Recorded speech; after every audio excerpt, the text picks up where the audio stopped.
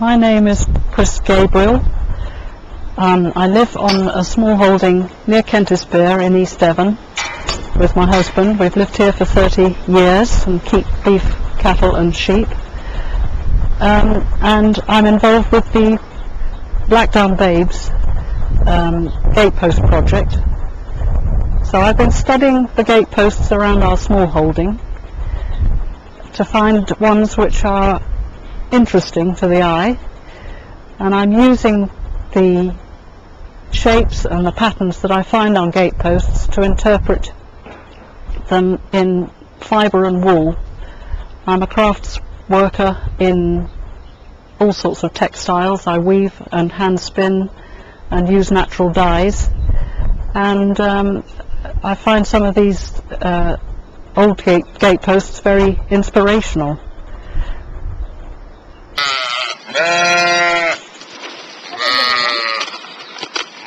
This year, for the first time, we've put them to a pure Jacob brown lamb, and we've got some very nice additions to our flock as a result. We've got some nice little new lambs, and they're very demanding.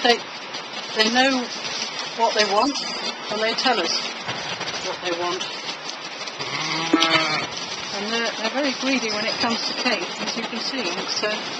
They've already had something to eat this morning, but they're ready for more.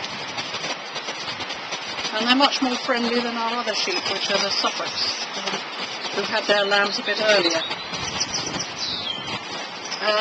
They've all got names because they were show sheep, and they're mostly flower names, but the two oldest, Joe and Natasha, haven't got pretty flower names. And this one here is Natasha, who's the one who's in charge of the whole show as far as we know. And this one here is Joe, who has superb lambs, beautiful lambs. This one is Bluebell, and where are we? This one is Campion. And we've got another one who hasn't got a flower name, Polly. She's got a big single girl this year. I'm spinning some of the Jacob wool. It's a very nice wool to work with, and I can use it for knitting or spinning or anything I want to do with it. I give lessons in hand spinning and weaving, and also natural dyeing, which was very popular last year, using plants from the fields and the hedgerows and the garden, and people seem to enjoy that. Spinning has been known for many hundreds and thousands of years, and is the basis of a lot of fabrics that we still have today. Not so many people do it by hand, but it's a very relaxing and satisfying task if you put your mind to it. This Jacob wool is very nice to spin. It needs very little preparation. I always spin it in the grease, which means that it needs no washing or extra additives before I spin. And it's very well-natured wool. I'm spinning some wool that I probably will use for the pieces to do with the gatepost project.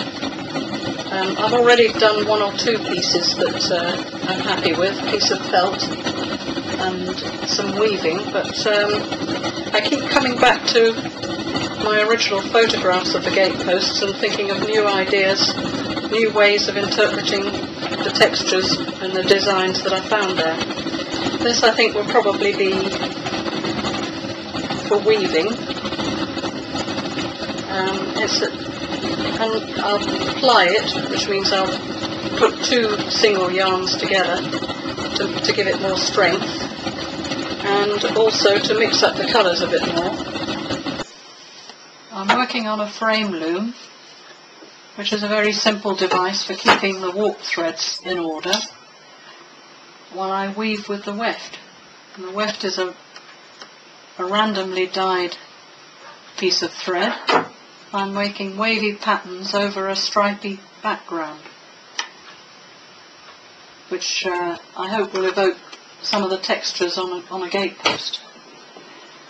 I'm coming right to the end of this weaving, so it's getting a bit tricky to do too much more. I've used some hand spun and naturally dyed wools in this, but also some other bits and pieces that I've got around here, just to evoke some of the colours that you find on the gateposts. I found in winter time particularly the colours were quite extraordinary and vivid.